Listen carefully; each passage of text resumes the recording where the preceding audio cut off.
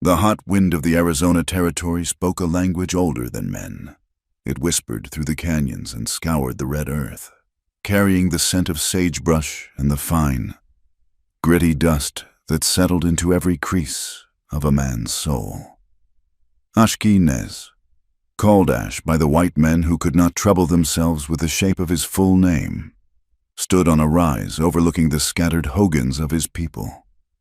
The wind was a familiar companion, its touch on his cheek a reminder of where he belonged. He was a man of the din, the people, and his stillness was that of the land itself, watchful, patient, and containing a strength that fools often mistook for simplicity. A rider, a boy barely old enough to be called a man, urged a tired pony up the slope. His face was slick with sweat and powdered with the ubiquitous red dust.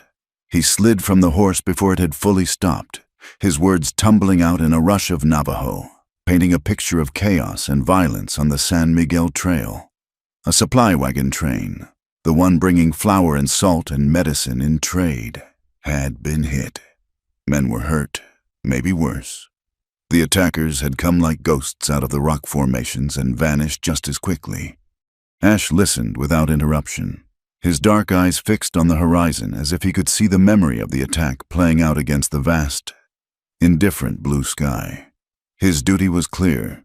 He was a tracker, a guardian. He had walked the path of the warrior, and now he taught the younger men how to read the earth, how to see the stories left behind in a broken twig or a displaced stone. He also guided the wagons for the traders, a foot in the world of the whites, a world that needed his skills but offered little more than coin and suspicion in return. It was a difficult balance, a path walked on the sharp edge of a knife. He gave a slight nod to the boy, a gesture of dismissal and understanding, and turned back toward his family's hogan. The time for watching was over. Hundreds of miles east, in a stuffy rail car that smelled of coal smoke and stale air, Evelyn Hart tried to capture the world outside in her journal. The words felt small and inadequate. "Kansas is a place of soft edges," she wrote, the pencil point scratching against the paper. "The green hills roll into one another like sleeping giants. Here, everything is sharp. The land does not forgive. It is all angles and thorns, a beauty so fierce it frightens me." She looked out the window at a landscape that seemed baked by a relentless sun. Saguaro cacti stood like silent sentinels, their arms raised in a permanent state of surrender or warning. She could not decide which. She had seen a cholla cactus earlier, its fuzzy appearance belying the vicious spines that clung to anything that brushed against it. A perfect metaphor for this place, she thought. It offered an illusion of softness, but its touch was pain. She was coming to marry Marshall Thomas Vale, a man she knew mostly through letters filled with confident prose about bringing order to a lawless frontier. He was a figure of great importance in San Miguel, a town she imagined as a nascent beacon of civilization. Her part in this grand project was to be a teacher. She carried books in her trunk filled with Shakespeare and Emerson, tools to build a schoolhouse of the mind for children who knew only dust and hardship. She dreamed of teaching all the children, the ones from the town and those from the surrounding lands, the Mexican children and the Navajo. It was a noble, clean ideal, born in the parlors of Topeka, and it was the only thing that quieted the tremor of uncertainty in her heart. Thomas was a good man, a strong man, but his letters spoke of taming the land. While she felt a growing desire to understand it, Ash gathered two other men, young hunters with keen eyes and the quiet discipline he had instilled in them. They carried little water skins, jerky, a handful of dried corn, and the weapons they knew as extensions of their own hands. They moved with a fluid grace, their moccasins making no sound on the hard-packed earth. As they rode out, Ash felt the familiar pull of two worlds. Behind him was the world of his people, of family, of traditions that stretched back to the beginning of time. Ahead lay San Miguel, a place of wooden sidewalks and false fronts, a town that would pay him for his service and then look through him as if he were part of the landscape, as featureless and nameless as a rock or a scrub bush. The town of San Miguel baked in the afternoon sun, a collection of clapboard and adobe buildings huddled together as if for protection. Dust devils danced down the main street, and the air was thick with the smells of horse manure, cheap whiskey, and frying bacon. Marshal Thomas Vale stood on the porch of his office, a solid, handsome man whose silver star gleamed on his vest. He projected an aura of unshakable authority. He spoke to a small gathering of anxious merchants, his voice calm and reassuring. He told them a posse was being formed. He told them order would be restored. He promised justice. When one of the men mentioned that the Navajo tracker, Ashki Nez, was already on the trail, the marshal's jaw tightened for a fraction of a second. His skills are useful, Vale conceded, his tone making it clear he considered it a temporary and distasteful alliance. He will find their trail for us. Then, proper lawmen will see to the rest. To Thomas Vale, Ash was a tool, a hunting dog to be pointed in the right direction. Once the quarry was found, the dog would be chained up again. Its purpose served. He saw the world in clear lines, civilization and savagery, law and chaos. There was no room for the gray spaces in between, the spaces where men like Ash lived. Evelyn arrived on a stagecoach that afternoon, covered in a fine layer of dust that felt like a second skin. Thomas greeted her with a proprietary kiss, his hand firm on her elbow as he guided her through the street. "It is rougher than you imagined. I expect," he said, not as a question but as a statement. "But we will make a fine life here. You will see." She saw the hard faces of the miners and the weary expressions of the women. She saw a group of Navajo standing silently outside the mercantile, their colorful blankets a stark contrast to the drab browns of the town. And she saw how the white townsfolk gave them a wide berth, their expressions a mixture of fear and contempt. In a corner of the general store, she overheard two men talking in low, angry voices about the Copper Vultures, a gang of outlaws led by a man named Rafe Greeley. They spoke his name as if it were a curse. Greeley and his men were a plague, preying on travelers and homesteaders, their greed as vast and empty as the desert itself. Evelyn felt a chill despite the oppressive heat. The clean lines of her idealism were already beginning to blur, smudged by the grime and complexity of this new reality. Miles away, Ash knelt beside the plundered wagon. The scene was one of violent haste. Sacks of flour had been slashed open, their contents spilled across the ground like a pale wound. A crate of tinned goods was splintered, its contents looted. The freighters had been left wounded but alive, a message of dominance from the attackers. The Copper Vultures did not always kill, not when fear could do their work for them. Ash's eyes scanned the ground, missing nothing. He saw the tracks of a dozen shod horses, driven hard, but he saw something else. Two, a set of prints moving in the opposite direction. A horse deliberately walked away from the scene before the main attack. It was a detail a posse would miss. It was the mark of a planner, a strategist. This was not random violence. It was organized. As he rose, his gaze fell on something half buried in the flour-dusted dirt. It was a small, leather-bound book. He picked it up, his calloused fingers gentle on the cover. He could not read the words inside, but he recognized it as an object of learning, of a world far from this sun-blasted patch of earth. It felt delicate, out of place, a whisper of another life. He tucked it carefully into his saddlebag, an unaccountable feeling of protectiveness settling over him. As the sun bled across the western sky, painting the clouds in hues of orange and violet, Ash and his men made a cold camp. He sat apart from the others, watching the stars begin to prick the darkening canopy. He thought of the ambush, of the strange tracks leading away, and of the small book in his bag. The trail of the Copper Vultures led toward San Miguel. It led toward the world of the marshal and his promised bride from the east. The wind picked up, carrying the scent of distant rain and the endless, ancient whisper of the land. It spoke of debts and reckonings, of paths that were destined to cross. Ash closed his eyes and listened, knowing that the journey ahead would demand a price, paid not in coin, but in something far more valuable. The red dust of the territory held the memories of every struggle, every injustice, and it was blowing toward them all. San Miguel attempted a festival.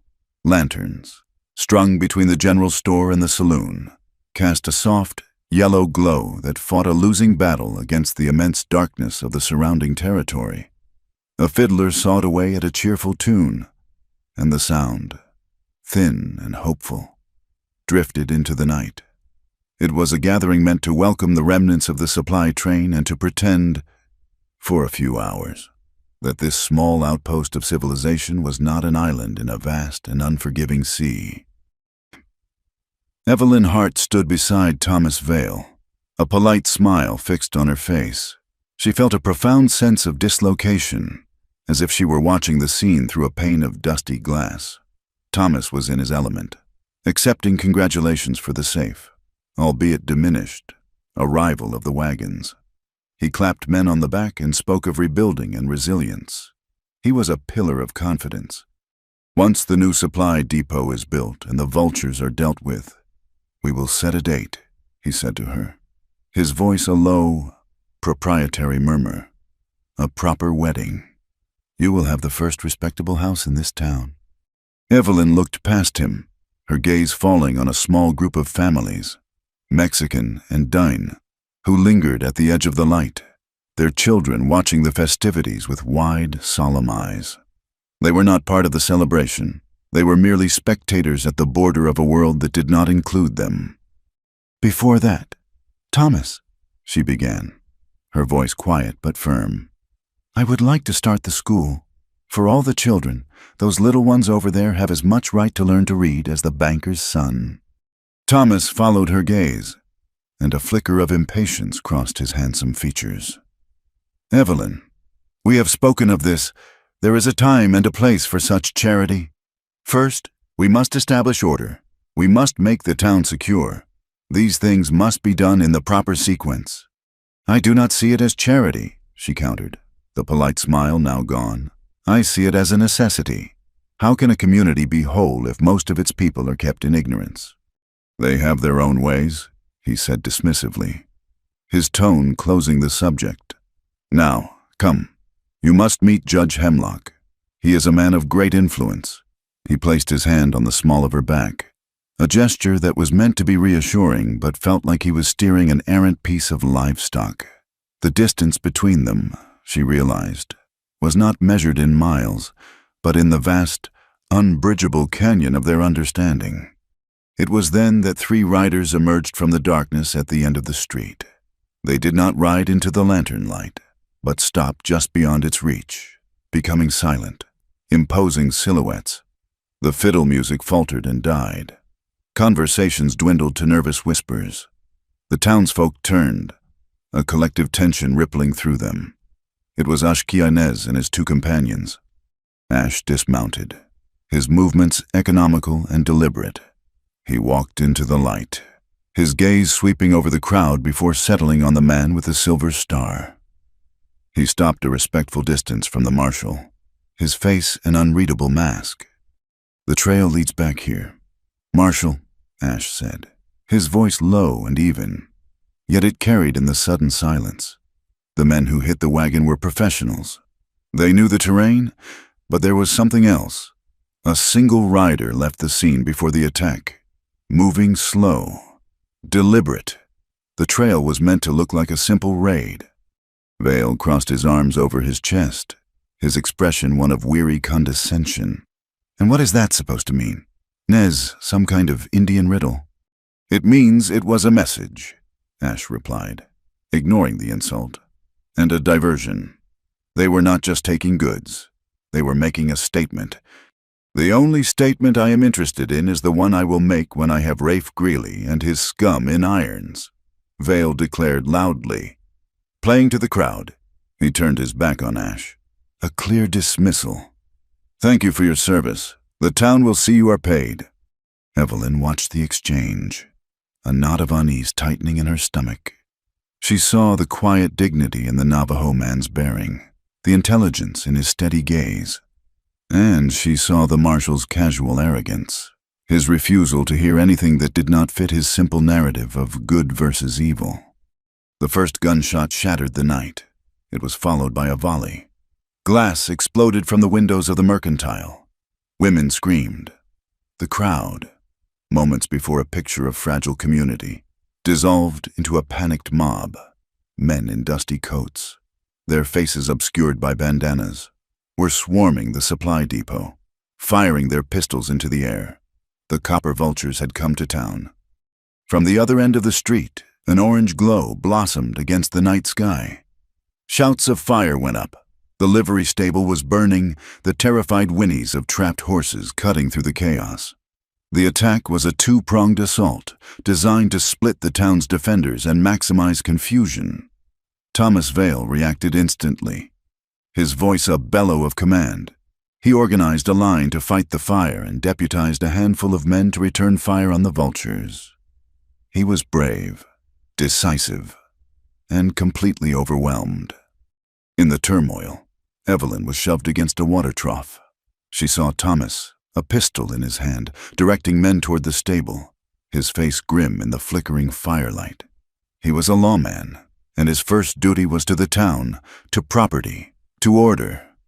She was a part of that order, but in that moment, she was on her own. A rough hand grabbed her arm. A coarse voice snarled in her ear. "The marshal's lady. You'll be our insurance." She was dragged away from the light, her cry lost in the cacophony of gunfire and flames. The morning sun rose on a scene of devastation. The livery stable was a smoldering ruin. The supply depot was looted, its doors splintered and its shelves bare. Several men were wounded, and a heavy pall of smoke and despair hung over San Miguel. Marshal Thomas Vale, his face smudged with soot and exhaustion, began the work of restoring order. It was nearly an hour before the true cost of the night became clear. Evelyn Hart was gone. A frantic search began. Vale, his face a mask of cold fury, led the effort. They found the first sign near the alley behind the hotel where she was staying. A single, elegant lady's boot print, pressed deep into the mud where a water barrel had overturned. The heel dug in as if she had tried to resist. A few yards farther on, caught on the splintered corner of a fence post, was a scrap of blue ribbon she had worn in her hair. The trail led them out of the town, toward the thin line of cottonwoods that marked the banks of the little Colorado River. There, in the soft, damp earth, they found the final, horrifying proof. The ground was scuffed and torn, and leading away from the struggle, heading into the desolate wilderness, were the unmistakable marks of a body being dragged. The town council convened an emergency meeting in the marshal's office. They were frightened men, their livelihoods threatened and their sense of security shattered. They officially hired Thomas Vale to hunt down the copper vultures and rescue his intended. They gave him funds to raise a posse, their words a mixture of outrage and grim determination. "Bring her back, Marshal," the mayor said, his voice trembling. "And bring us the head of Rafe Greeley." Vale accepted the charge, his voice ringing with conviction. He promised swift, brutal justice. He would lead the posse himself, and they would not return until his fiancée was safe and her captors were either dead or in chains. While the town buzzed with the righteous fury of men preparing for a manhunt, Ashki Nez walked the riverbank alone. He had seen the tracks the posse had found, the obvious signs of a struggle and an abduction. But his eyes saw more. He moved downstream, away from the scene, his gaze fixed on the ground. And there it was, faint but clear to a man who knew how to look, the print of a shod horse. The shoe had been put on backward. It was an old trick, one used to make a trail appear to be going in the opposite direction. It was a trick favored by cunning men who knew that most trackers look for the obvious. It was a signature. Ash had seen it once before, years ago, after a stagecoach robbery that had left the lawmen chasing their own tails for a week. It was the work of Rafe Greeley. Ash straightened up, his eyes scanning the far bank. The abduction was a performance, just like the attack on the wagon train. It was a piece of theater designed to send the marshal and his posse on a wild goose chase south, following a false trail, while the real trail led elsewhere. They had not just taken the marshal's bride, they had taken her to control the marshal himself, to lead him by his pride and his heart into a trap or an ambush. He walked back toward town, the weight of his knowledge a heavy burden. He knew the truth, a truth that was etched into the earth for anyone with the wisdom to read it. But he also knew that in San Miguel, the word of a Navajo tracker meant less than the dust kicked up by the marshal's boots. The law was preparing to ride in the wrong direction, fueled by grief and prejudice. True justice, Ash understood, had to follow the real trail, even if it meant walking it alone. The air in San Miguel was thick with the grit of impending violence. Men with rifles checked their ammunition, their faces set in grim lines, ready to ride south on a trail of righteous fury. Marshal Thomas Vale stood at the head of the newly formed posse, his horse a fine, powerful roan, his hand resting confidently on the butt of his pistol. He was the very picture of frontier justice, about to lead his men into the wilderness to hunt down the savages who had stolen his future wife. Ashki Nez and his two companions approached on foot, their movements a silent counterpoint to the nervous energy of the armed men. They stopped before Vale, and the posse quieted, their expressions ranging from curiosity to outright hostility. "You are riding the wrong way, Marshal," Ash said. He did not raise his voice, but the words cut through the morning air with the clarity of a striking bell. Vale's eyes narrowed. "I will thank you not to tell me how to do my job. Nez, the trail is clear. We found where they dragged her." "You found what they wanted you to find," Ash corrected him. "The real trail is hidden, a horse with a backward shoe. It leads north, not south. While you chase a ghost trail into the desert, Rafe Greeley takes her deeper into the canyons." A murmur of disbelief and scorn went through the posse. One of the men, a burly blacksmith, spat into the dust. "It is a trick. The Indian is trying to lead us astray." Vale looked from the blacksmith's angry face to Ash's calm one. For a moment, a flicker of uncertainty crossed his features. He was a proud man, but not a stupid one. "Show me." Ash led him to the riverbank, away from the trampling boots of the others. He pointed with his chin, not his finger. "There, under the lip of the bank, the print is almost washed away. But you can see the curve of the shoe is wrong. The caulk marks are at the toe, not the heel."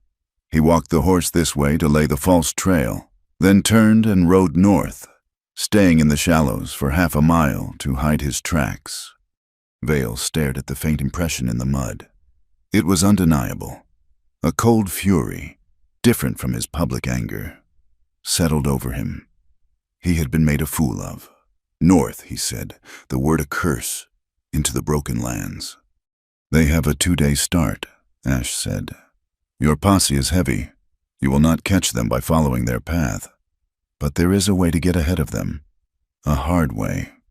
"Then speak it," Vale snapped, his patience gone. "We cut through Danetta, through the land of my people. The trails are known only to us. They are steep and dangerous, but they will put us across Greeley's path in 3 days. Your way, you will be lucky to see their dust in a week." The thought was abhorrent to Vale and the men with him. To ask for passage, to place their lives and their mission in the hands of the very people they so often disdained, was a bitter pill to swallow. The marshal's jaw worked silently. Every instinct screamed at him to refuse, to rely on his own authority and the strength of his own men.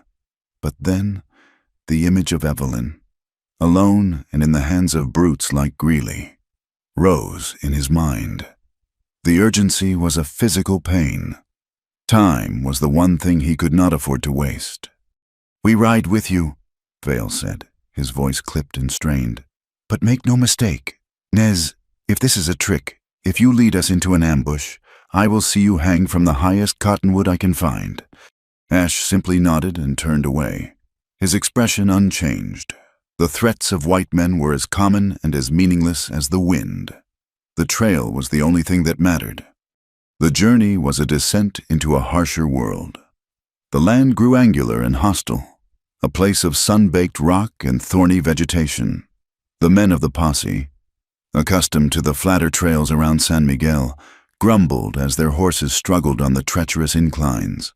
They rode in a tense, unhappy silence, the white men in a tight, defensive bunch, with Ash and his two companions scouting far ahead, moving with an ease that only deepened the posse's resentment. Late on the second day, Ash led them to a solitary hogan nestled in a small, sheltered cove, protected from the wind by a sweep of red rock.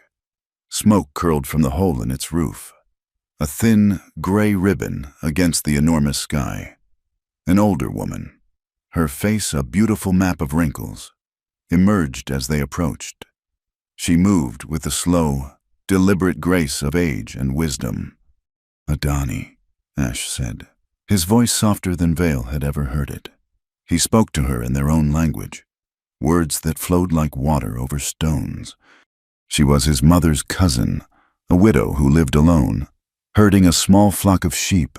She listened to Ash, her dark, intelligent eyes moving from his face to the grim, dust-caked men behind him. Then, without a word, she turned and went back inside her home. She returned with a water gourd, a bowl of mutton stew, and a small pot of a greasy, fragrant salve made from juniper and piñon sap. She offered the water first to Ash, then to the others. Some of the posse members hesitated, their prejudice warring with their thirst, but the heat was a merciless master, and soon they were all drinking deeply. She ladled out the stew, a simple, nourishing meal that quieted their stomachs and their complaints. She offered the salve for their sunburned faces and cracked lips. Her hospitality was a silent, powerful thing, offered without question or expectation of thanks. As Ash spoke quietly with her, Vale heard her say something that sounded like a lament. He watched Ash's face grow still, his gaze distant. Later, when they were preparing to leave, Vale's curiosity got the better of him. "What did the old woman say to you?" Ash looked at him, his eyes holding a weariness that had nothing to do with the trail. "She spoke of the fatigue that comes from guarding the maps for other men, men who do not know the land and do not care to, who only wish to cross it to get to the other side." The words were a plain statement of fact, but they landed on Vale with the weight of an accusation. They had not been riding for an hour when the sky began to change. The brilliant blue leached away, replaced by a sickly, brownish yellow. The wind, which had been a constant, hot breath, began to rise, coming in violent, dust-filled gusts. "We need to find shelter," Ash said, pulling his horse to a halt. "A big storm is coming." "It is just wind," one of the posse men scoffed, wiping grit from his eyes. "We need to keep moving." "That is no wind," Ash countered, his voice flat. "That is the land rising up to swallow us. We find cover now, or we will be buried in it." Before Vale could make a decision, the world disappeared. A solid wall of sand and dust hit them with the force of a physical blow. The sun vanished. The air became a roaring, suffocating torrent of grit. Visibility dropped to the length of a man's arm. Horses whinnied in terror, turning in blind circles. Men shouted, their voices instantly snatched away by the gale. Vale was blinded, disoriented. He could feel his horse panicking beneath him, threatening to bolt into the maelstrom. He pulled hard on the reins, but it was like trying to hold back the tide. He was lost. The chilling realization that he could die here, choked and sightless, within a few hundred yards of his men, seized him. This was a power he could not face down with a gun and a star. Suddenly, a firm hand gripped his horse's bridle. Through the swirling chaos, he saw the dark, calm shape of Ashki Nez. Ash leaned close, his mouth next to Vale's ear. "This way, there is a rock ledge." Ash did not wait for an answer. He pulled Vale's horse along, his own mount sure-footed and steady. He moved with an unnerving confidence, as if he could see through the storm. He led them into the lee of a massive sandstone outcropping, where the force of the wind was lessened, one by one. The other men, lost and terrified, stumbled into the small pocket of relative calm. Drawn by Ash's shouts, they huddled together, horses and men, as the world howled and raged around them for what felt like an eternity. When the storm finally passed, it was as if a curtain had been lifted. The wind dropped to a whisper, and a profound silence fell over the land. The sun reappeared, casting long shadows across a landscape that had been scoured and reshaped. Vale looked at Ash, who was calmly checking his horse. The Navajo tracker had not just saved him. He had saved all of them. He had done it without fuss or drama, with a competence that was as natural to him as breathing. Vale felt a stab of something he refused to name. It was a grudging, resentful respect. He said nothing. No thanks were offered. None were expected. Ash found the trail again in a landscape scrubbed clean. The tracks were faint, but the storm had also preserved them in places, covering them with a fine layer of sand. He led them to a small box canyon where Greeley's men had clearly taken shelter. The remains of a small fire were there, and the ground was littered with tracks. As Ash circled the dead fire, his eyes caught a flash of color tucked into the gnarled roots of an old juniper tree. He knelt and gently worked it free. It was a lady's scarf, made of a fine crimson silk, shockingly bright against the dun-colored earth. It was stained with soot and smelled faintly of wood smoke, but there was another scent clinging to the fabric, a sharp, medicinal smell of crushed sage and another herb he recognized as one the Dainai used to clean wounds. He stood up, holding the delicate piece of cloth in his hand. This was not the token of a helpless victim. This was a sign. Evelyn Hart had been near their fire. She had likely used the heat to warm a poultice of herbs she had gathered herself. Perhaps she had freed her hands, if only for a short time. She was fighting. She was surviving. A strange, protective feeling washed over him, fierce and unexpected. He felt a connection to this unknown woman, this teacher from Kansas with her books and her ideals. He admired her spirit, a spirit that refused to be broken by this harsh land or the brutal men who held her. He looked at the soft silk, a piece of her life, of her world. Then he remembered she was the marshal's intended. He quickly smoothed all expression from his face, turning his inner turmoil into a mask of stone. He walked over to Thomas Vale and held out the scarf. "She is alive," he said, "and she is smart." Vale snatched the scarf from his hand, his knuckles white. He saw only a possession that had been sullied. His face was a thundercloud of possessive rage. "When I find Greeley," he growled, "I will kill him with my bare hands." Ash watched him, a quiet understanding dawning in his heart. The marshal was not hunting to save a woman. He was hunting to reclaim his property and avenge his pride. A rare, cool drop of water struck Ash's cheek. He looked up. A single, dark cloud was passing overhead, shedding a sparse, almost miraculous rain. The drops hissed in the dust, leaving small, dark circles that were gone as quickly as they appeared. It was not enough to wash the land, but for a fleeting moment, it felt like a promise, a fragile glimmer of hope on a long and desperate trail. The trail led them north, deeper into a maze of canyons and mesas that seemed designed by a malevolent god to confound and discourage. By the third day, they came upon an abandoned ranch, a testament to some homesteader's failed dream. The cabin sagged, its spine broken. The corral fence had collapsed, and the well was a dry, dark hole that seemed to exhale a breath of dust and regret. It was a place of ghosts. The posse dismounted, the men grateful for the rest. But Ashki Nez's work was just beginning. While Vale and his men checked the cabin for any sign of their quarry, Ash circled the perimeter, his eyes reading the ground. Greeley's men had been here, and recently, they had stopped to rest their horses and finish the last of their stolen supplies. He could see where they had picketed their animals, the ground churned by a dozen nervous hooves.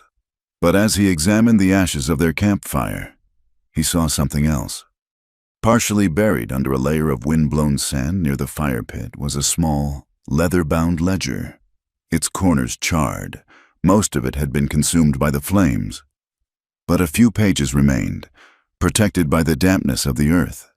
He carefully extracted it. The pages were filled with columns of figures and lists of supplies. Flour, beans, coffee, yes, but also other things, boxes of rifle cartridges, of a specific caliber, fuses, and several crates of dynamite. His eyes scanned the names listed next to the transactions. Most were unfamiliar, but one name made him pause. It was the name of the merchant who ran the main supply depot in San Miguel, a man who sat on the town council. This was no simple list of stolen goods. This was a record of business dealings, a shadow contract written in pencil and ash. Greeley was not just a raider. He was a partner. The attacks, the chaos, they served a purpose beyond simple theft. They created fear, drove down land prices, and created a need for the kind of iron-fisted order that ambitious men could use to seize power. Men like the merchant, and perhaps men like the marshal. Ash carefully tore the remaining page from the book's spine, folded it, and tucked it deep inside his shirt. He said nothing. The knowledge was a cold weight against his skin. Evelyn felt the rough texture of the ropes against her wrists. They had been tied for days, and the skin was raw. She had been forced to ride with her hands bound to the saddle horn, a humiliating and agonizing posture. Her captors were coarse, brutal men who spoke little and laughed less. The one named Greeley was their leader, a man with cold, calculating eyes who seemed to be nursing a deep and bitter grudge against the world. He treated her not as a person, but as a chess piece, a valuable asset in a game she did not understand. That night, they made camp in a narrow wash, the high rock walls providing some shelter from the wind. After a meager meal of hardtack and jerky, she was tied to a small, gnarled scrub oak. But the man who tied the knots was careless, his mind dulled by whiskey from a flask he passed around. He left a fraction of an inch of slack in the rope. For hours, long after the men had fallen into a drunken sleep, Evelyn worked. She twisted her wrists, pulling and pushing, her raw skin screaming in protest. The fibers of the rope bit deeper, but slowly, painstakingly. The knot began to give. Her fingers, numb and clumsy, fumbled with the loop, and then it was loose. She held her breath, listening to the snores of the sleeping men, and slipped her hands free. Freedom was a terrifying thing.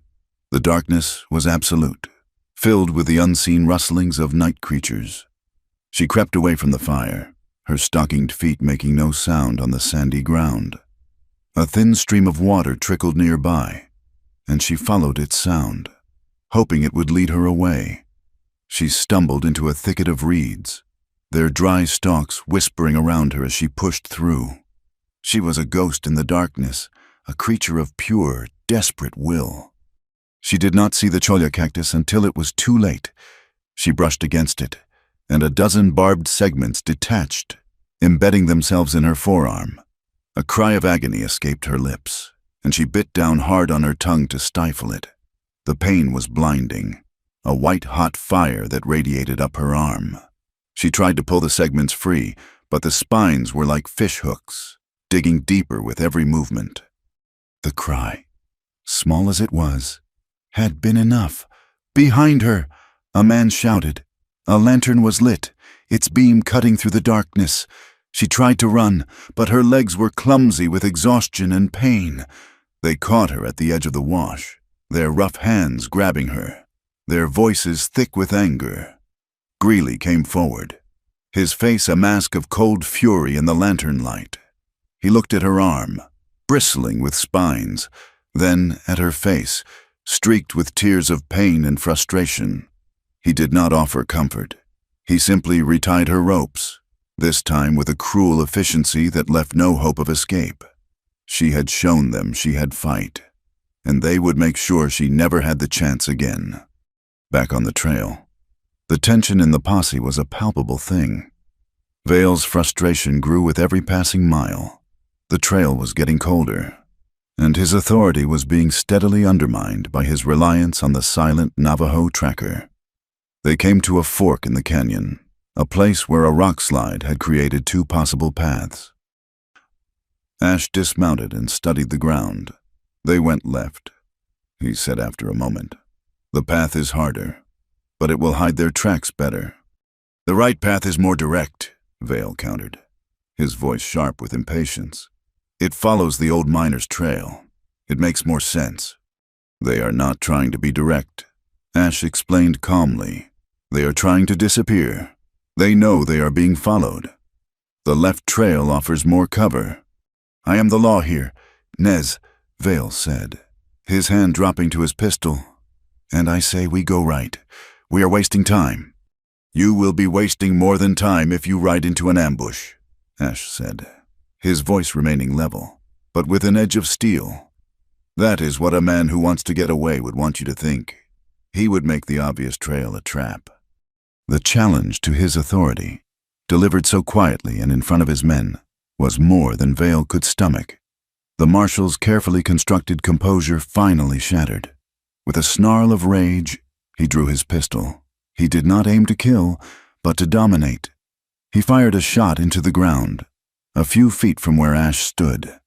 The explosion was deafening in the confines of the canyon, the sound echoing off the rock walls like a clap of thunder.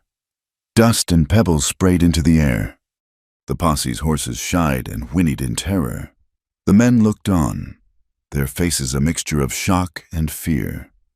The gunshot had not only been an act of aggression against Ash, it had been an act of supreme recklessness. If Greeley's men were anywhere within a mile, their position was now compromised. Ash did not flinch. He did not move. He simply looked at Vale, his dark eyes filled with a profound and weary contempt.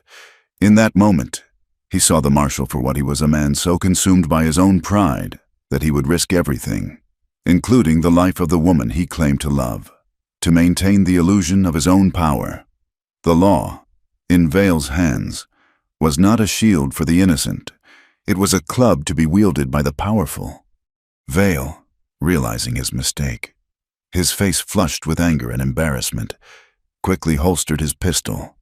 We go right, he said, his voice a low growl, daring anyone to contradict him.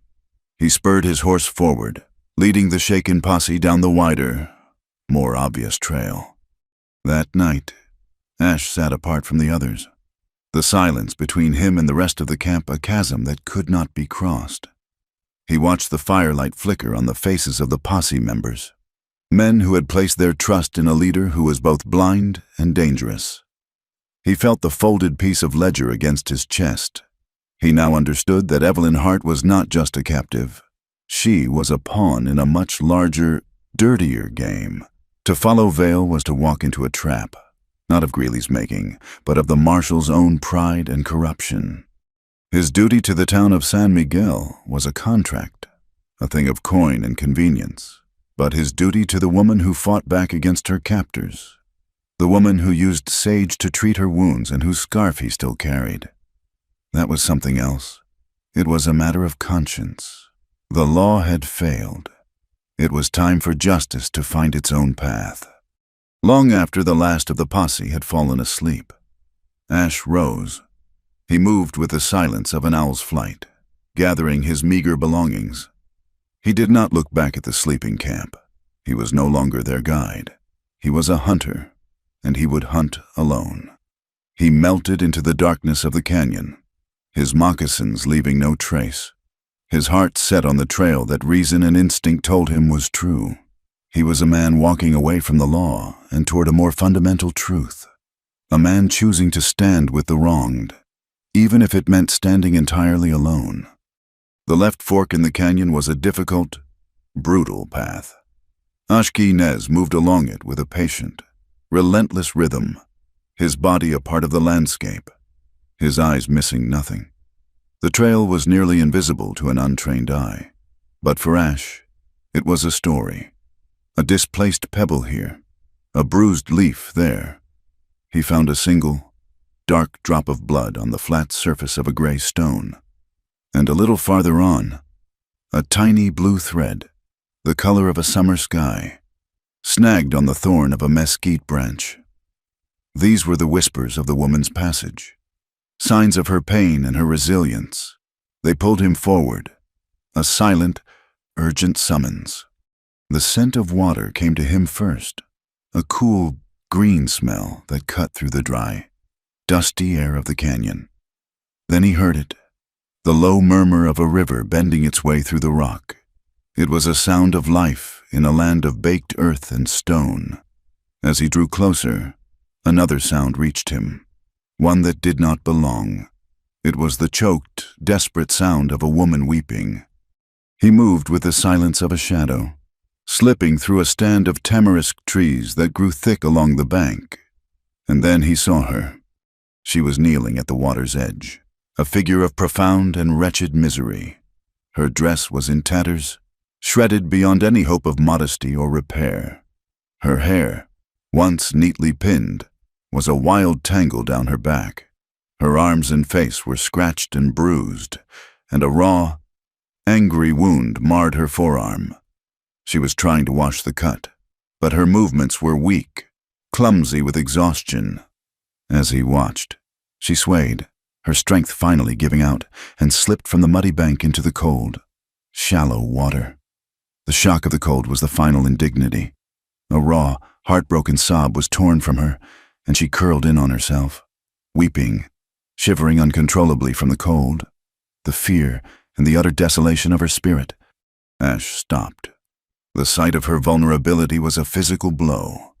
He stood for a long moment, a statue in the dappled light, and deliberately turned his face away, affording her the dignity the world had stolen. He unfastened the thick wool blanket from his shoulders, the one that served as his coat and his bed. He moved forward, his steps soft on the riverside grass. "You are safe now," he said, his voice low and calm, so as not to startle her. Evelyn's head snapped up, her eyes wide with terror. She saw the tall, broad-shouldered figure of the Navajo man, his face averted, and she flinched, trying to cover herself with her torn clothing. Ash did not look at her.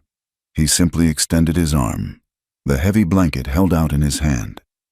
"Take this. The water is cold." She hesitated for only a second. The deep, steady calm in his voice was a lifeline, shivering so hard her teeth chattered. She reached out and took the blanket. It was heavy and smelled of wood smoke and the clean scent of the desert. She wrapped it around her trembling body, the rough wool a comfort against her cold skin. Only then did Ash turn to face her, his gaze careful and impersonal, resting on the wound on her arm. He stepped into the shallow water, the cold seeping into his moccasins, and offered his hand. "Let me help you out." His touch was firm and respectful. He helped her to her feet and guided her to the dry bank, making sure the blanket stayed securely around her. He knelt before her without a word and examined her arm. The cholla spines were gone, but they had left a vicious, inflamed gash. "This needs to be cleaned and stitched," he said simply. He looked around.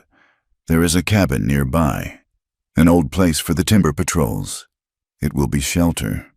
She could only nod, too exhausted and overwhelmed to speak. He helped her to her feet, and with a steadying hand on her elbow, he led her away from the river that had been both her torment and her hope. The cabin was a small, rough-hewn box of logs, abandoned and filled with the dust of seasons, but it had 4 walls and a roof, and a stone hearth that promised warmth. Ash settled her on the floor near the fireplace, still wrapped in his blanket, and immediately set to work. He moved with a quiet efficiency that was profoundly reassuring. He gathered dry wood and, with a flint and steel, coaxed a small flame to life. As the fire grew, chasing the chill and the shadows from the small room, he took a small pot from his pack, filled it with river water, and set it on the edge of the hearth to boil. He found a handful of sage leaves in a small pouch and dropped them into the heating water, filling the cabin with a sharp, clean scent. When the water was hot, he poured some into a cup and brought it to her. "Drink this. It will help with the chill."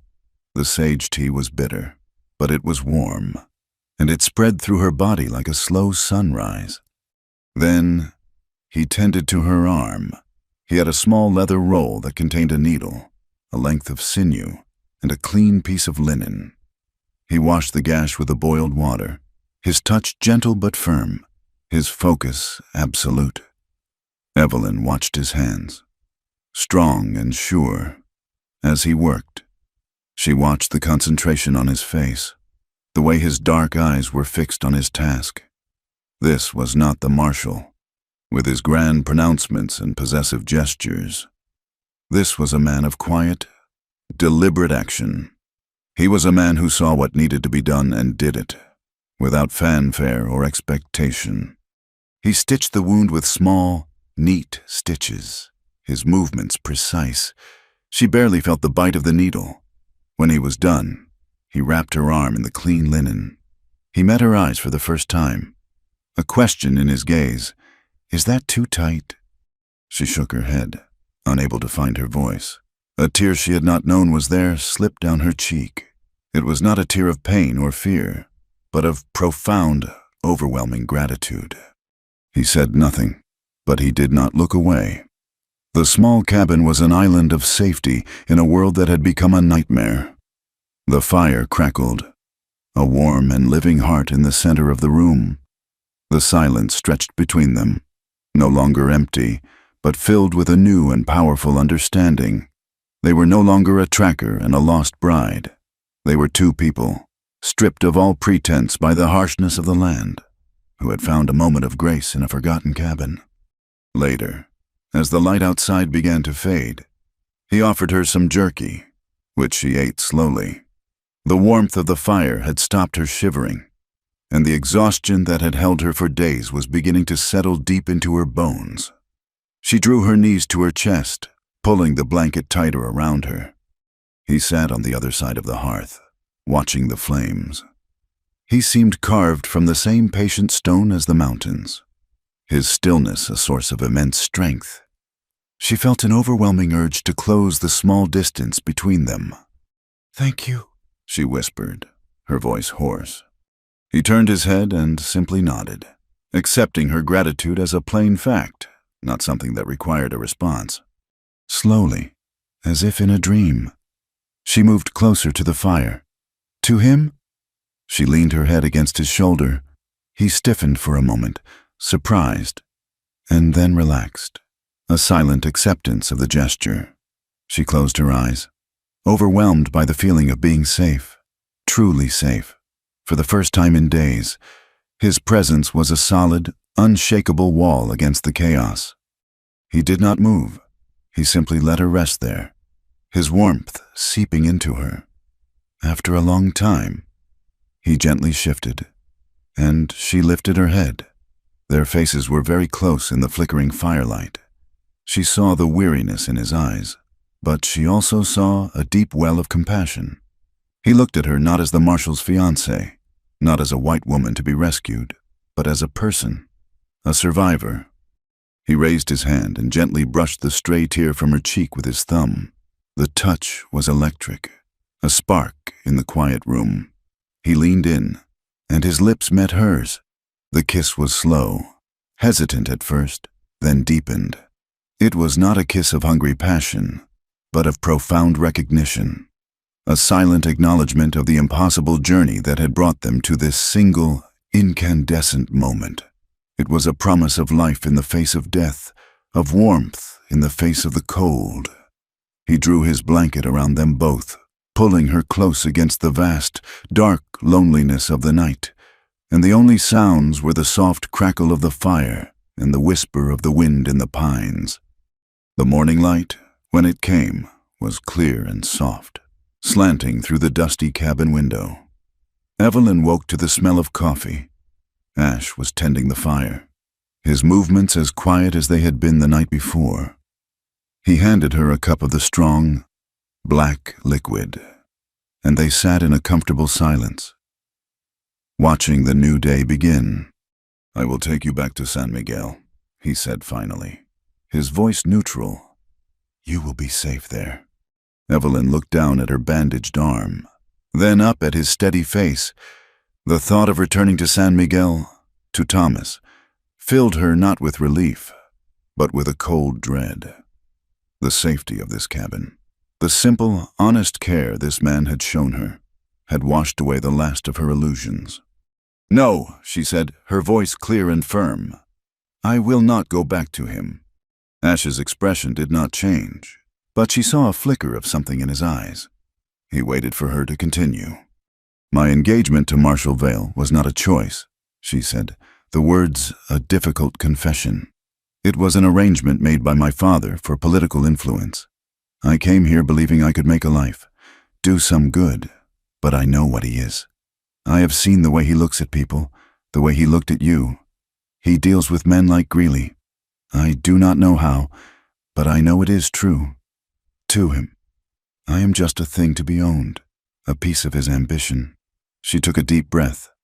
"Last night, you saved more than my life. You saved me from him. I will not go back." The fire in the hearth had burned down to glowing embers, but in the small, dusty cabin, a new flame had been lit. It was fierce and dangerous, and it would not be easily extinguished. They were no longer rescuer and victim.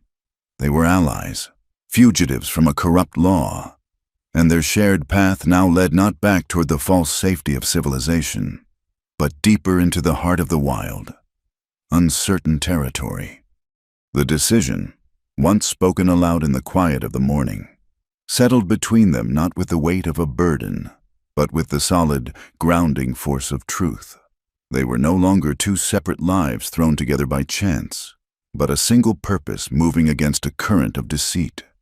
The small, dusty cabin became their sanctuary and their war room. The world outside was a threat, but within these four log walls, a fragile but powerful alliance was forged. Ash laid the folded, soot-stained page from the ledger on the rough plank table between them. He pointed to the names and the lists of supplies.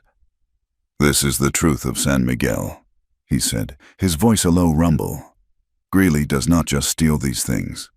They are given to him. Dynamite, fuses, cartridges." Evelyn leaned forward, her brow furrowed in concentration. She recognized the name of the merchant, a portly, self-important man who had been the first to shake Thomas's hand at the disastrous festival. "Mr. Abernathy," she breathed. "He is on the town council. He spoke at length about the need for expansion, for a new aqueduct to bring more water down from the high country." The pieces began to slide into place, the ugly picture clarifying in the morning light. It was a puzzle made of greed and ambition. "Greeley and his men create the danger," Ash reasoned, his finger tracing a line in the dust on the table. "They attack homesteaders, wagons, the dine. People become afraid. They sell their land for nothing or abandon it altogether." "And men like Abernathy buy it," Evelyn continued, her voice sharp with dawning comprehension. "They buy the land and the water rights for pennies. The dynamite is not for robbing banks. It is for blasting a new channel for the river, a private channel that would make their new lands valuable and leave the small ranchers and your people with dry creek beds." It was a conspiracy born of the territory's greatest thirst not for gold, but for water. Water was life, and control over it was the ultimate power. And in the center of the web sat the man who promised to restore order. "Thomas," Evelyn whispered, the name tasting like ash in her mouth. "He is the other side of the coin. Greeley creates the chaos, and Thomas rides in to be the hero who contains it. Every raid makes the townspeople more desperate for a strong hand, for a man who is not afraid to be ruthless. They would give him any power he asked for, make him a territorial governor, perhaps, if he could guarantee their safety and their profits." Her kidnapping was the masterstroke. It was not a crime of passion or opportunity. It was a calculated move to make the conflict personal, to give the ambitious Marshal a noble crusade that would cement his power and send any real lawmen chasing shadows in the wrong direction. Ash nodded slowly. "He gains power. Abernathy gains land. Greeley gets his silver and a blind eye from the law. Everyone profits. Everyone except the people who lived on the land, the people whose lives were being casually destroyed to serve the ambitions of a few powerful men. For the first time since her capture, Evelyn felt a surge not of fear, but of cold, clear anger. Her ideals about bringing education and enlightenment to the frontier felt like a child's fantasy. The real lesson of this land was about power and the brutal lengths men would go to seize it. A new equality settled between them. Ash had the skills of the hunter, the knowledge of the land. Evelyn possessed a sharp, analytical mind, an ability to see the patterns of corruption that underpinned the violence. They were two halves of a whole, and together, they were formidable. The day passed in quiet planning.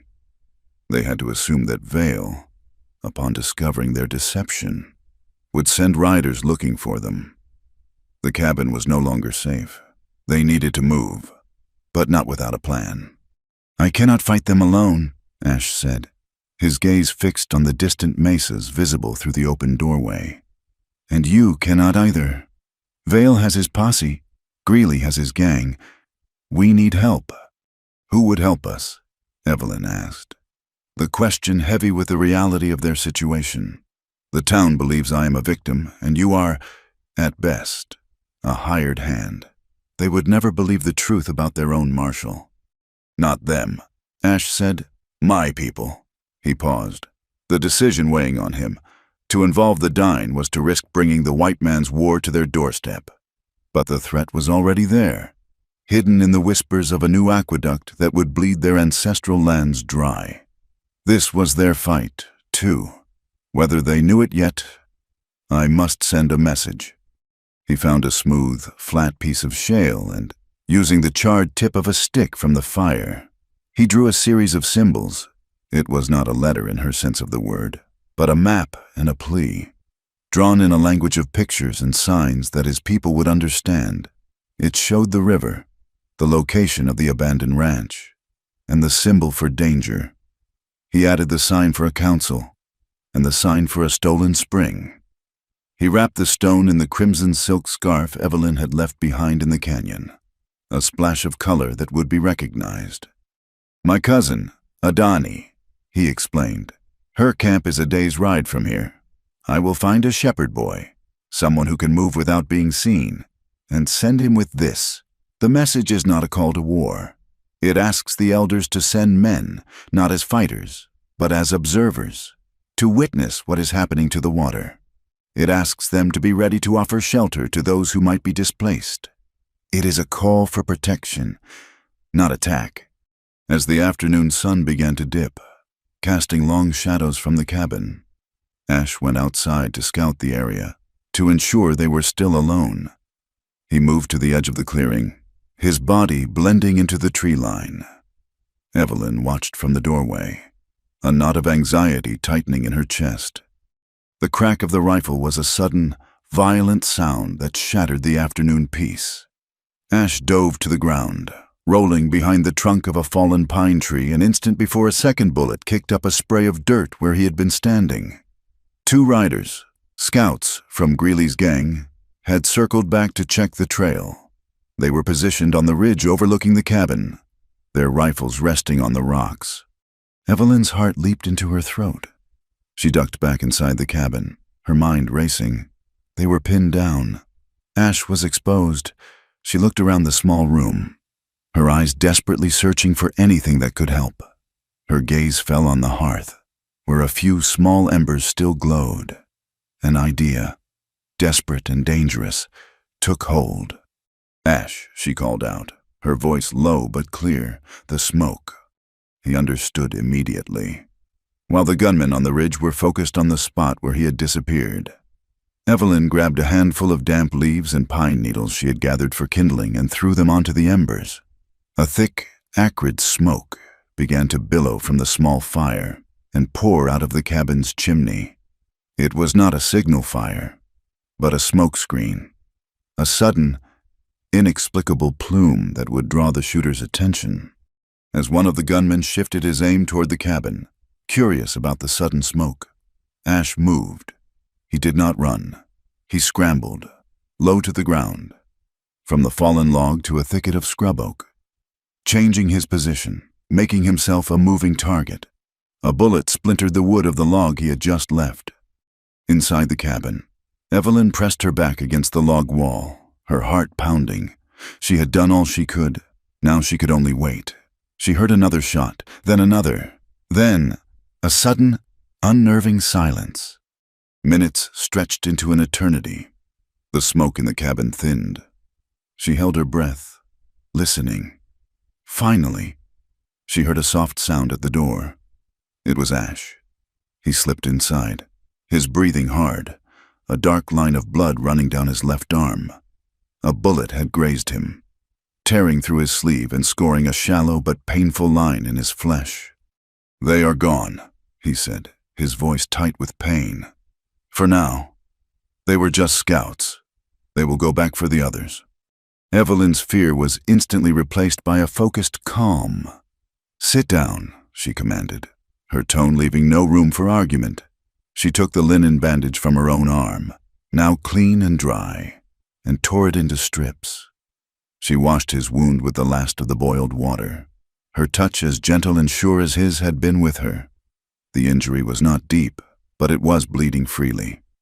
She pressed a clean pad of linen against it and bound it tightly, her hands steady. He watched her, a look of quiet surprise on his face. She was not the frightened woman he had found by the river. She was his partner, his equal, her courage as real and as practical as his own. When she finished, their hands lingered for a moment, her smaller one resting on his bandaged arm. In that touch, a silent oath was sworn. It was a promise made not of words, but of shared risk and mutual care. They would face what was coming not as individuals, but as one. "We have to leave," he said, his gaze meeting hers. "Now, before they return." She nodded, her resolve hardening. The fire in the cabin was nearly out, its warmth and safety a memory. Their love, born in that small, sheltered space, would now have to survive in the open, under the harsh and unforgiving sky of the enemy's country. It would be a love tested not by whispered promises in the dark, but by the shared struggle for justice and survival in the blinding light of day. The journey back to San Miguel was a descent into the lion's den, undertaken not with the bravado of conquerors, but with the quiet, desperate resolve of people who had no other choice. They moved through the territory like ghosts, avoiding the main trails, subsisting on what little jerky they had left and the water from hidden seeps that Ashki-Nez knew of. His arm throbbed with a dull, persistent ache, but Evelyn's bandage held firm, a constant, physical reminder of the bond they now shared. Her presence beside him was a source of both strength and a profound, aching vulnerability. To protect her had become as essential as breathing. As they neared the town, they saw the smoke first, not the thick, dark plume of a major fire, but the hazy aggregation of dozens of cook fires and the dust kicked up by a large gathering of men and horses. Something was wrong. The air itself felt tense, coiled like a rattlesnake ready to strike. They left their horses in a hidden arroyo and approached the last few hundred yards on foot, using the sparse cover of creosote bushes and the crumbling adobe walls of an abandoned homestead to mask their approach. From the edge of town, they could see the source of the commotion. The main square was filled with men, not the usual assortment of miners and merchants, but a grim, armed congregation, their faces tight with a mixture of fear and manufactured rage. At the center of it all, standing on the steps of his office so that he was elevated above the crowd, was Marshal Thomas Vale. His voice, amplified by the unnatural silence of the crowd, carried across the square. He was a master performer, his gestures broad and commanding, his tone a carefully modulated instrument of persuasion. He spoke of savagery and betrayal. He told the crowd how he had trusted the Navajo tracker, how he had been led on a fool's errand while the real culprits, other Indians, had used the opportunity to spirit away his beloved fiancée, taking her deeper into the wilderness. He painted a picture of a vast, shadowy conspiracy among the native tribes, a coordinated effort to drive the white settlers from the land. "They seek to terrorize us, to break our spirit," Vale boomed, his voice ringing with false sincerity. "They have taken Miss Hart, an innocent woman, a teacher who came here only to bring the light of knowledge. They have made this a fight for our very survival. I am therefore calling for a territorial posse, a force of arms to ride into that wilderness and bring back not only Miss Hart, but the justice these savages deserve." A roar of approval went up from the crowd, a guttural, ugly sound.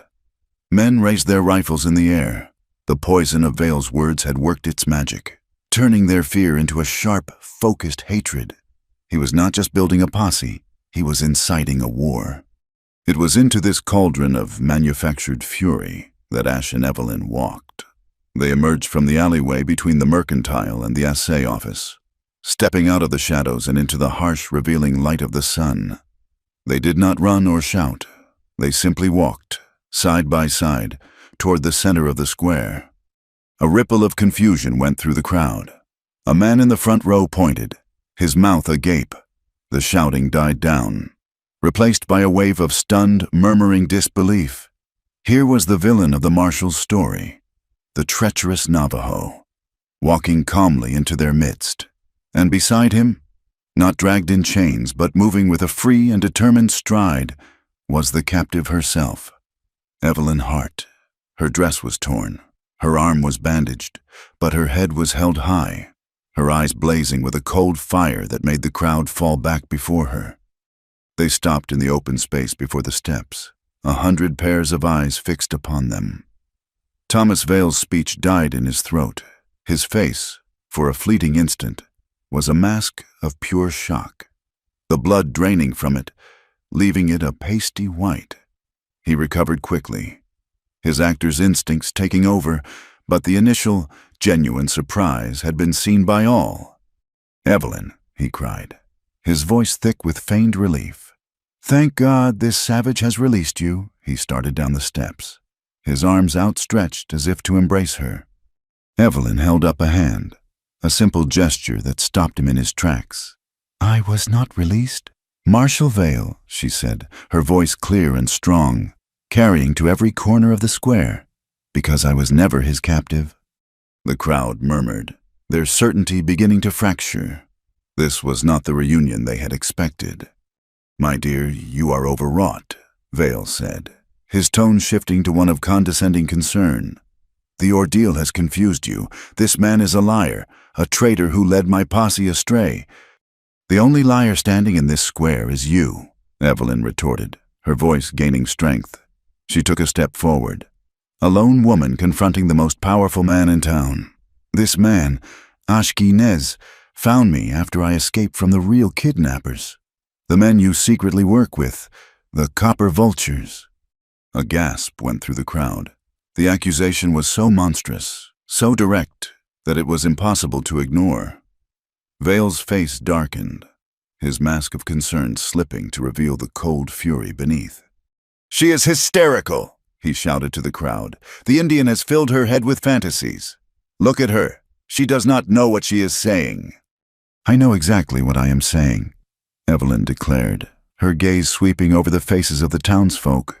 "I am saying that my engagement to this man was a business arrangement, a political maneuver that I wanted no part of. I am saying that he and Mr. Abernathy and other powerful men have been using Rafe Greeley's gang to terrorize this territory, to drive people from their land so they can steal the water rights for a new aqueduct. My kidnapping was a lie, a piece of theater designed to make him a hero and to give him the excuse he needed to start a war with the Navajo people, whose only crime is living on the land you covet." The truth, stark and brutal, hung in the air. Some men in the crowd looked at each other, their expressions troubled. They had heard the rumors about the aqueduct. They knew the fear that Greeley's gang had spread. Evelyn's words were not fantasy. They were the key that unlocked a dozen smaller, nagging mysteries. Vale saw his power slipping away, his carefully constructed narrative crumbling into dust. He was cornered, exposed, and like any cornered animal, he lashed out. His hand flew to his hip, his pistol clearing the leather in a single, fluid motion. He did not aim at Evelyn. He aimed at the man he blamed for it all. "You," he snarled at Ash. "You have poisoned her mind." But Ash was already moving. He had been watching Vale's hands.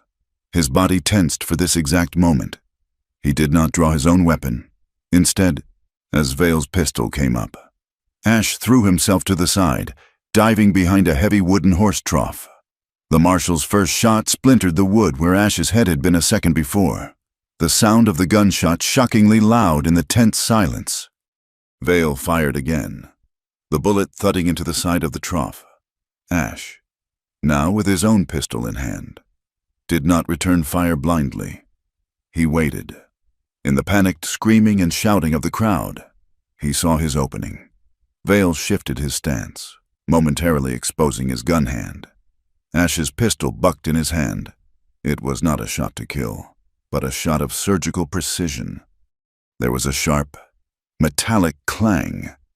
Vale cried out, a sound of pain and surprise, and his pistol flew from his grasp, clattering onto the dusty ground. He stared at his hand, at the mangled trigger guard of his weapon, and then at Ash, his face a canvas of disbelief and impotent rage. The standoff was over. The lawman had been publicly disarmed by the man he had branded a savage. It was in that moment of stunned silence that the sound of hoofbeats, a thunderous drumming sound, came from the end of the street. A dozen riders, their faces covered with bandanas, burst into the square, their horses plowing through the terrified crowd. They were the Copper Vultures. Rafe Greeley was at their head, a rifle held high. They did not fire on the marshal. They fired into the air at the windows of the buildings, their goal to create chaos and cover. Two of the riders galloped directly toward the steps of the office, their intent clear. They had not come to attack the law. They had come to rescue it. The final, damning piece of evidence had arrived. The sight of the territory's most wanted outlaws riding to the aid of the chief lawman was a truth more powerful than any accusation. The town of San Miguel erupted into a war against itself.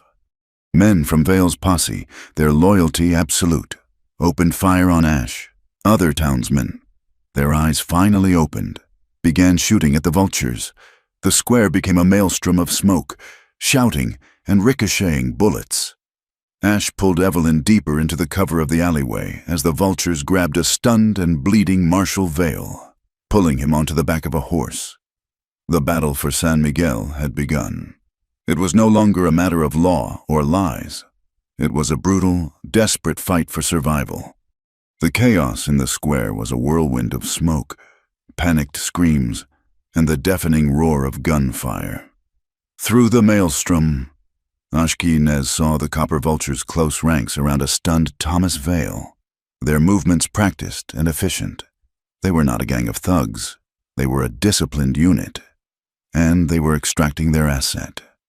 With a final volley of covering fire, they wheeled their horses and galloped out of town, leaving behind a bewildered and bleeding community. The fighting sputtered and died, replaced by the sounds of groaning men and the low murmur of disbelief.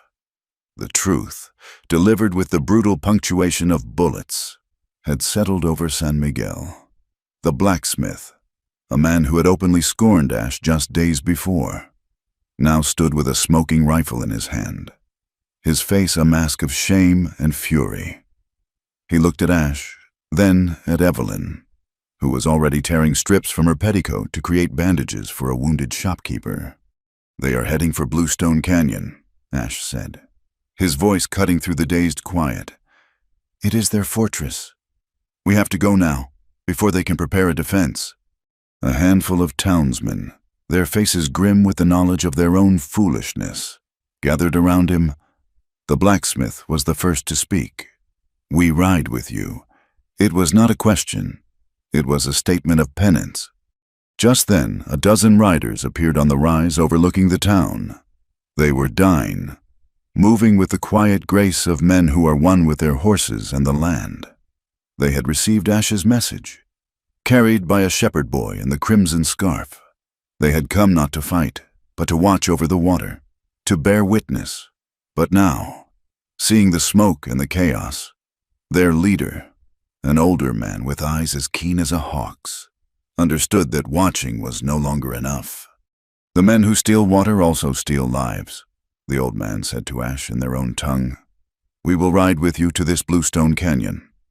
Evelyn finished tying a bandage around the shopkeeper's arm and came to stand beside Ash. "I am coming with you," she said, her voice steady. There was no trace of the terrified woman he had found by the river. Her eyes were clear and resolute. "It is too dangerous," Ash began, but she cut him off. "You have a dozen men who will likely get shot," she countered, her gaze unwavering. "You will need someone to patch them up. I am not a helpless passenger anymore. Ash, this is my fight, too." He looked at her, at the strength that had been forged in the fire of the last few days, and he knew she was right. Their destinies were now a single, braided cord. He gave a slight, almost imperceptible nod. The decision was made. A strange and unlikely posse was formed. A small band of Navajo trackers and chastened townsfolk, led by a man without a badge and a woman without a home, riding out to bring a corrupt lawman to justice. Bluestone Canyon was aptly named.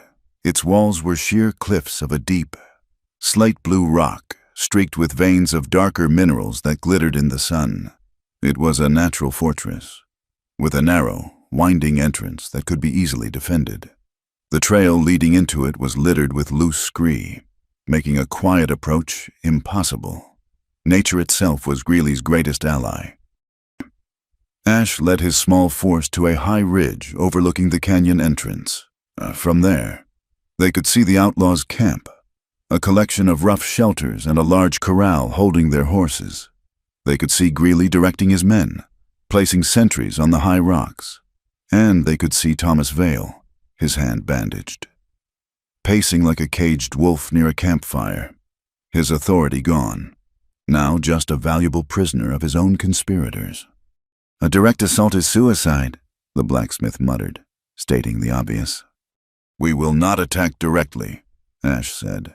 He turned to the old Dine leader and spoke in their language, his hands sketching a map in the air, pointing to ridges and dry washes that were invisible to the white men.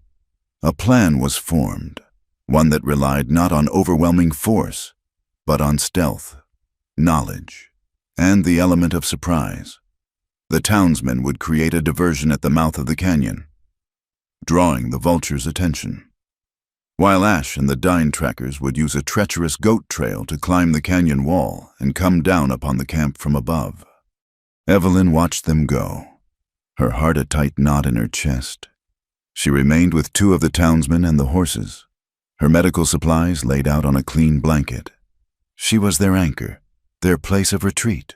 Her role was just as vital and just as dangerous. The sound of gunfire, when it came, was a sharp, cracking sound that echoed off the canyon walls. The townsmen had begun their diversion, their shots kicking up dust around the sentry posts. As expected, Greeley's men returned fire, their attention fixed on the obvious threat at the canyon's entrance. High above, Ash and his men moved like mountain cats along a narrow, crumbling ledge. The bluestone was slick and treacherous under their moccasins. One misstep meant a fall of 100 feet to the canyon floor. They reached a spot directly above the camp and began their descent, using ropes of plaited leather to rappel down the sheer cliff face. They landed in the camp with the shocking suddenness of a lightning strike. The vultures, their attention focused on the battle at the canyon mouth, were taken completely by surprise. The fight was short, brutal, and intimate. It was a chaotic swirl of close-quarters gunfire, the flash of knives, and the desperate, grunting sounds of men fighting for their lives. The Dine moved with a deadly efficiency, their knowledge of this terrain giving them an almost supernatural advantage. In the midst of the chaos, Thomas Vale saw his chance. He was unarmed, but he was not without resources. He saw Evelyn, who had moved forward with the other townsmen as the battle turned, her attention focused on a wounded man. To Vale, she was the source of his ruin, but she was also his last, desperate gambit. If he could get to her, he could bargain his way out of this disaster. He lunged for her, grabbing her by the arm, his fingers digging into her flesh like talons. "It is over. Evelyn," he snarled, his face a mask of desperation. "You are coming with me."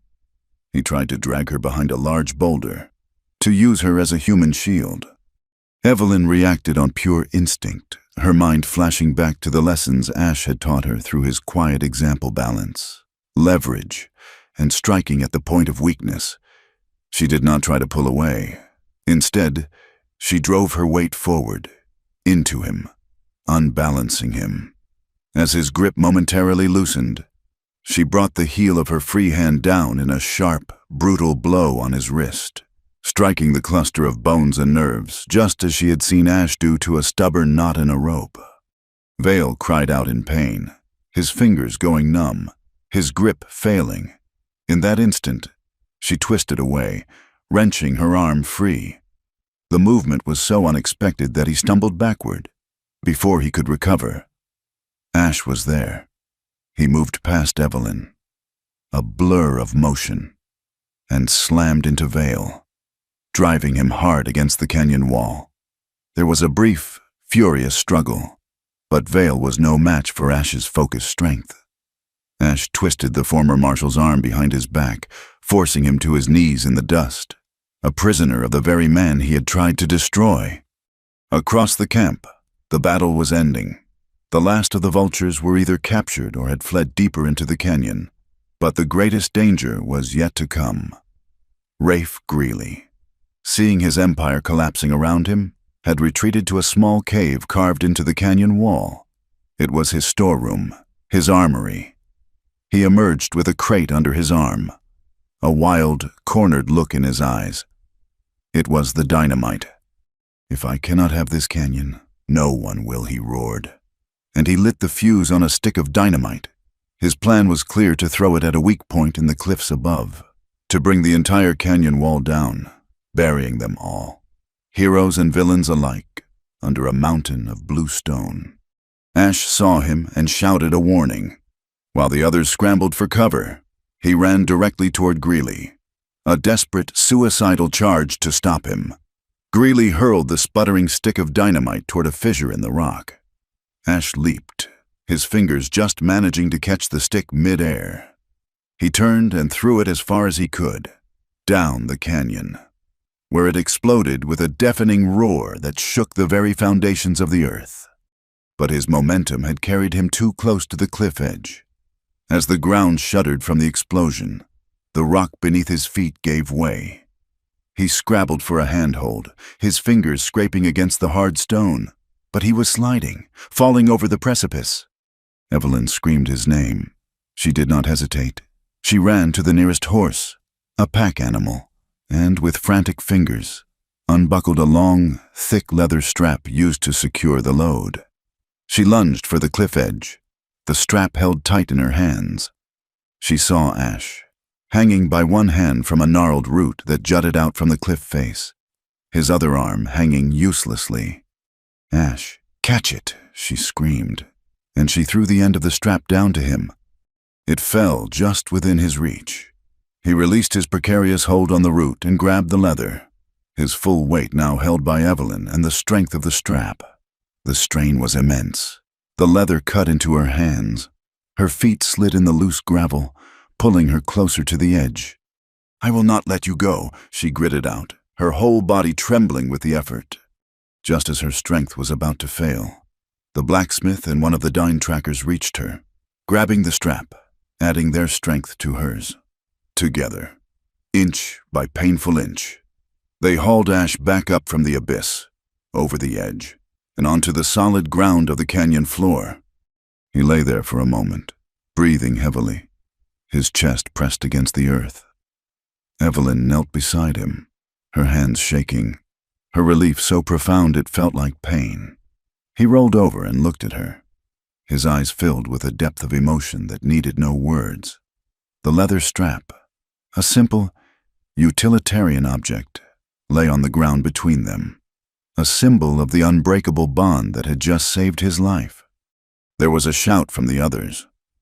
Rafe Greeley, in the confusion, had tried to climb the scree slope on the far side of the canyon to escape, but the dynamite blast had destabilized the entire wall. With a low, groaning sound, a river of rock and blue stone broke free and came cascading down the slope. Greeley gave a single, terrified cry as the rock slide engulfed him. A fitting end for a man who had tried to master the violence of the land, only to be consumed by it. A profound silence fell over Bluestone Canyon, broken only by the whisper of the wind and the groans of the wounded. The battle was over. Rafe Greeley was gone, and Thomas Vale, the once proud marshal, was a bound and defeated captive, his face a ruin of broken pride. Justice had come to the canyon, not on the word of a lawman, but through the courage of a small, determined group of people who had chosen to trust each other. The return to San Miguel was not a triumphant parade. It was a slow, grim procession that mirrored the weariness in their souls. Ashki Nez and the Dine Trackers led the way, their faces impassive. Behind them came the humbled townsmen, their rifles now held loosely, their expressions a mixture of exhaustion and shame. In their midst were the prisoners, the surviving copper vultures, their bravado gone. And at the very center, Thomas Vale, his hands bound, his face a mask of stone, refusing to meet the eyes of the people he had betrayed. Evelyn rode beside Ash, no longer a captive or a prize to be won, but a quiet, integral part of this new, fragile order. The townspeople emerged from their homes and businesses, not with cheers, but with a stunned silence. They saw their marshal brought back a prisoner, and the sight was a blow to the very foundation of their world. The simple lines of good and evil had been irrevocably blurred, and the community stood in the dust, uncertain of what to believe, until they saw the faces of the blacksmith and the other men who had ridden out. In their grim, exhausted honesty, the town found its truth. There was no courthouse worthy of the name, so the trial, if it could be called that, took place in the open square, under the vast, unforgiving sky. It was a court of dust and public opinion. The mayor, a man whose authority had been hollowed out by recent events, presided from the steps of the mercantile, his face pale and his hands trembling slightly.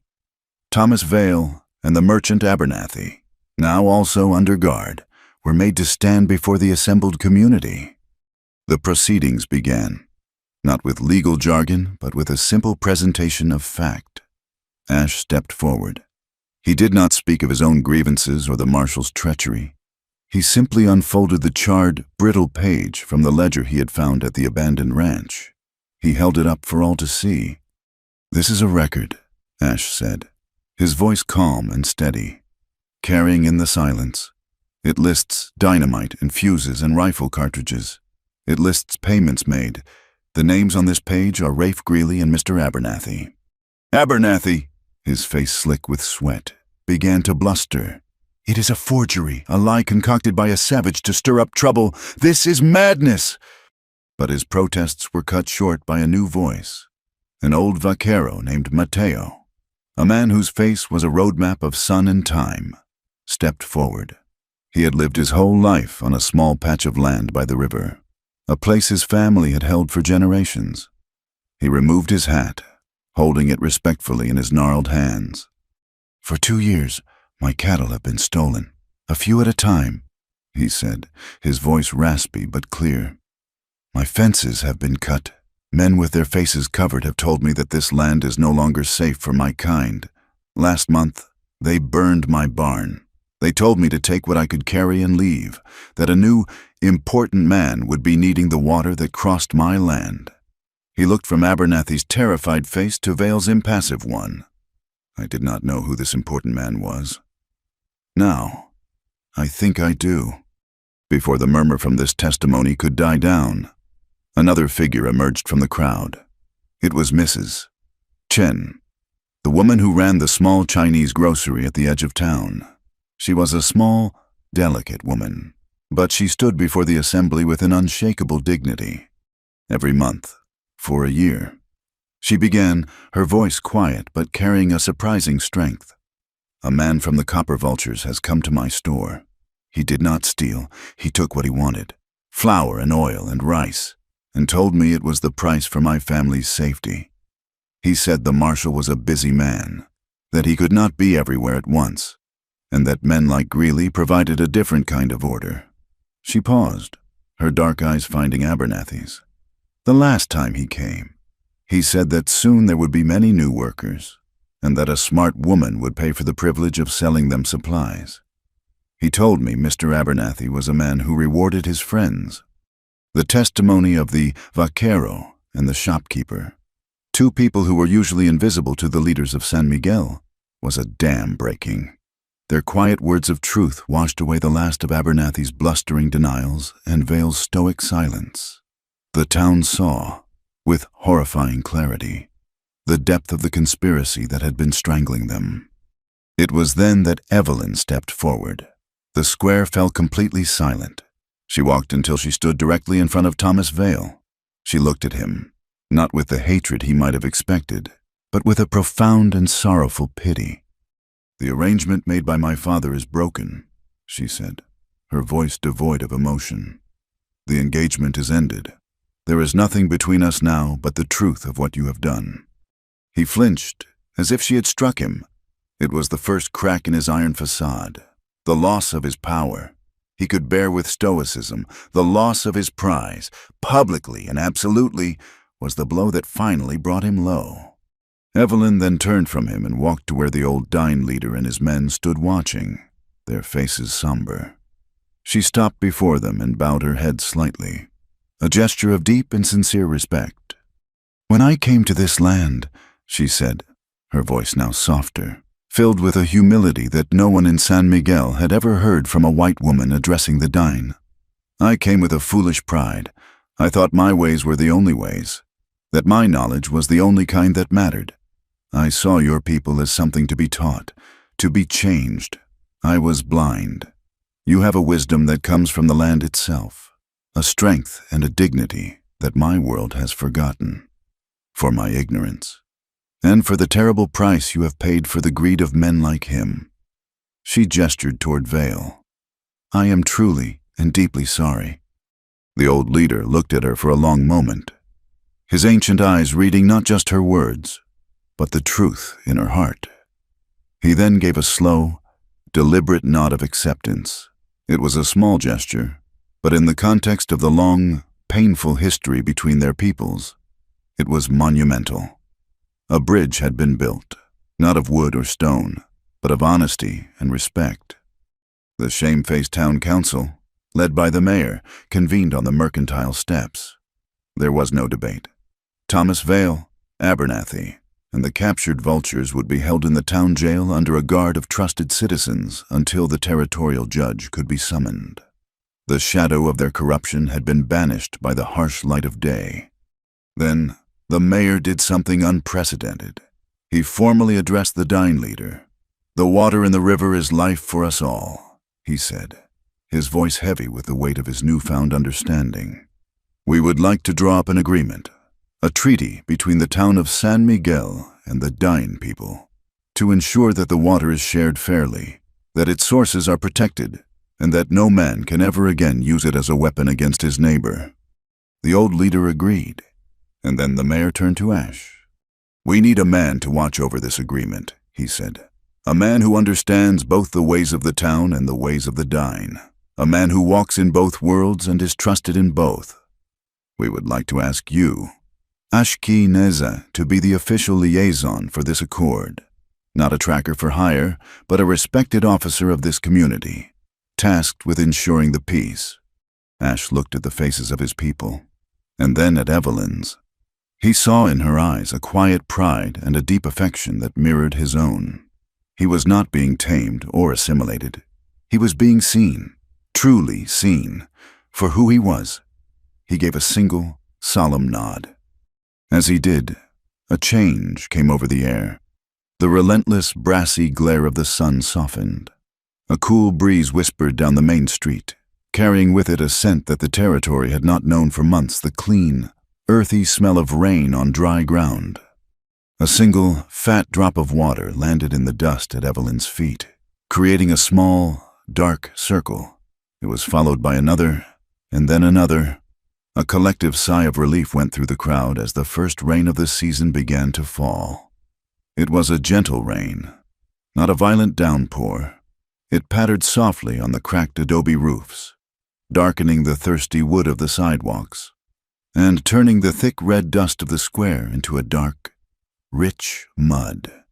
It was a baptism, a washing away of the blood and the lies, a promise of renewal for the fractured, wounded land and its people.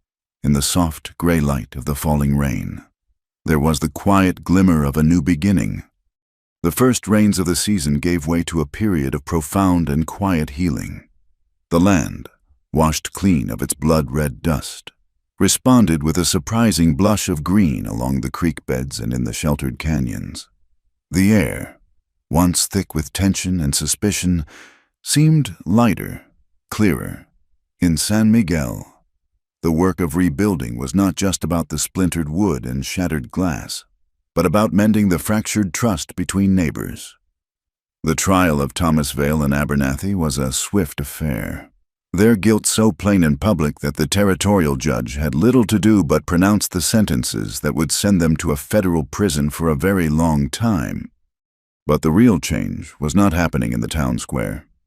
It was happening on a small, sun-drenched patch of land that belonged to neither the town nor the Dine reservation, but rested peacefully in the space between. Here, Ashki Nez and Evelyn Hart built their home. It was not a grand house. It was a simple, sturdy cabin of notched pine logs, with a wide porch that faced the rising sun and a stone hearth that formed the warm heart of the structure. The construction was a quiet testament to the new community being forged. The blacksmith from town, his face still etched with the shame of his earlier prejudice, came out on his own time to forge the hinges for the door and the hooks for the hearth, his hammer blows ringing with the rhythm of atonement. Mateo, the old vaquero, helped Ash raise the heavy roof beams, his wiry strength belying his age, and Adani, Ash's cousin, came with other Dine women, showing Evelyn how to mix the rich adobe mud with straw, plastering the gaps between the logs to seal the house against the wind and the cold. They worked together, a small, blended family, their languages mingling in the clear air, their shared labor a prayer for a peaceful future. Before the cabin was even finished, the school had begun. Evelyn started her lessons under the shade of a large cottonwood tree. Her students, a motley collection of children who had never before shared a space. There were the pale, freckled children of the white homesteaders, the dark-eyed children of the Mexican families, and the shy, watchful children of the Dine, who at first stood at a distance but were soon drawn in by the gentle gravity of Evelyn's enthusiasm. She did not teach them from the books of Emerson she had brought from Kansas. Instead, she taught them the names of the desert plants in 3 languages. She taught them to count using smooth, painted stones. She taught them the stories of the vaquero, the songs of the Dean, and the history of the town. She was not civilizing them, as she had once so arrogantly dreamed. She was giving them a space to see and understand one another, to build a world where the ignorance that had nearly destroyed their parents could find no purchase. Ash would often stand at a distance, watching her. He saw a strength in her that had nothing to do with surviving hardship, but everything to do with the patient, daily work of creating hope. It was a quiet, formidable power, and his heart swelled with a love that was deeper and more profound than anything he had ever known. One afternoon, as the cabin was nearing completion, they began to move their few possessions inside. Ash had his saddle and rifle, his bedroll, and a few finely woven baskets his mother had made. Evelyn had a small trunk that had survived her journey, containing a few changes of clothes and a handful of books. She reached into the trunk and drew out the thick, woolen blanket he had given her by the river. It was clean now, the sense of mud and fear long since washed away, leaving only the faint, comforting smell of wood smoke. She walked to the main wall of the cabin, the space above the stone hearth. "This should be the first thing we put up," she said, her voice soft, Ash came to stand beside her, a question in his eyes. She did not look at him, her gaze fixed on the rich, dark wool in her hands. "This is the most valuable thing I own," she said. "It is the thing that saved my body and my honor." He reached out and placed his hand over hers, his fingers covering the spot where she held the blanket. He said nothing. No words were needed. The memory of that desperate moment by the river was a sacred, unspoken thing between them, the true foundation upon which their new life was built. Together, they hung the blanket on the wall, its simple, honest texture a centerpiece in their home, a constant reminder of both the darkness they had passed through and the quiet decency that had seen them to the other side. Their life settled into a rhythm dictated by the seasons and the needs of their communities. Ash, as the official liaison, found his days filled with a new kind of work. He was a bridge, a translator of not just words, but of cultures and ways of seeing the world. He mediated disputes over grazing rights with a patience that disarmed the most stubborn of ranchers. He worked with the town council and the den elders to map the springs and ensure the water treaty was honored. His deep knowledge of the land now a formal instrument of peace. He was not a lawman in Vale's mold, a wielder of power and fear. He was a keeper of the balance, a respected guardian of the community's fragile new trust. One evening, as the first chill of autumn was beginning to touch the air, they sat before their hearth. The fire crackled, casting a warm, dancing light on the log walls and the familiar pattern of the blanket hanging above them. Outside, a gentle rain had begun to fall, a soft, percussive sound on the roof of their home. For a long time, they sat in a comfortable silence, a silence born of a deep and settled understanding. "You are a good man, Ashkenaz," Evelyn said quietly, her head resting on his shoulder. He looked down at her, his expression serious in the firelight. "In my world," he said, his voice a low murmur, "a man's worth is measured by his actions, by the promises he keeps to his people and his family. I have tried to be a man worthy of the trust I have been given." "And what of us?" she asked, her gaze meeting his. "What promises do we keep?"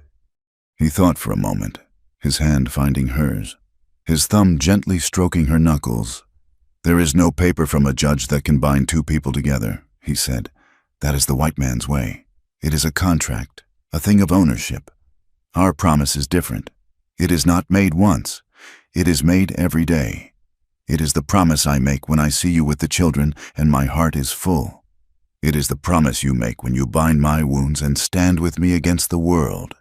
It is the choice we make every morning when the sun rises to walk this path together, as equals, with respect."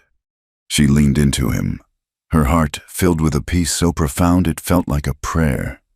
This was the freedom she had craved without ever knowing its name. It was not the freedom from hardship, but the freedom to choose, to be seen, to love and be loved for who she truly was. This was the real promise of the West, a beauty found not in the grand, sweeping landscapes, but in the quiet, daily acts of courage and compassion. He tilted her chin up and kissed her. It was a kiss of profound tenderness, a slow, quiet sealing of the promise he had just spoken. It held the memory of the fire in the first cabin, the taste of desperation and hope.